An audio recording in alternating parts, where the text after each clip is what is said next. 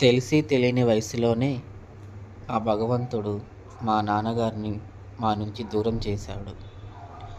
అమ్మ బాధ్యతగా ఎంతో కష్టపడి మమ్మల్ని పెంచి పెద్దది చేసింది. బాగా చదువుకొని ఒక స్థాయికి వచ్చి అమ్మని ఎంతో ప్రేమగా చూసుకుందాం అనుకున్నాం. కానీ ఆ భగవంతుడు అమ్మని కూడా మా నుంచి దూరం చేసేశాడు అతి చిన్న వయసులోనే. తాను కాలం చేసి ఒక 6 నెలలు అవుతుంది. ఇప్పుడు ఒంటరి వాడిని అయిపోయాను. కష్టం వచ్చినా బాధ వచ్చినా చెప్పుకోవడానికి ఇప్పుడు అమ్మ లేరు, నాన్న లేరు.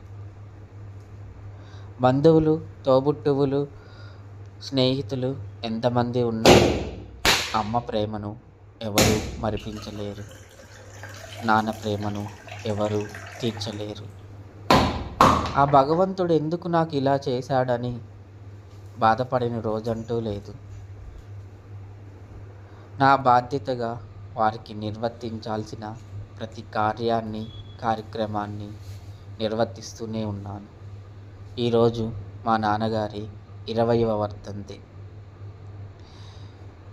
నా శక్తి కొలది వారిని ఇలా పూజించుకుంటూ ఉన్నాను.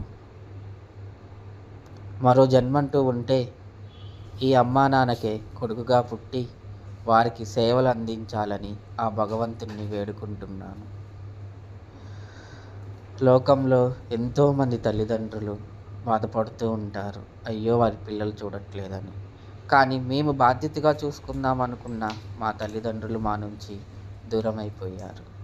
వారికి ఉన్నతి గతులు సిద్ధించాలని ఆ భగవంతుణ్ణి మనసారా వేడుకుంటున్నాను. జై హింద్.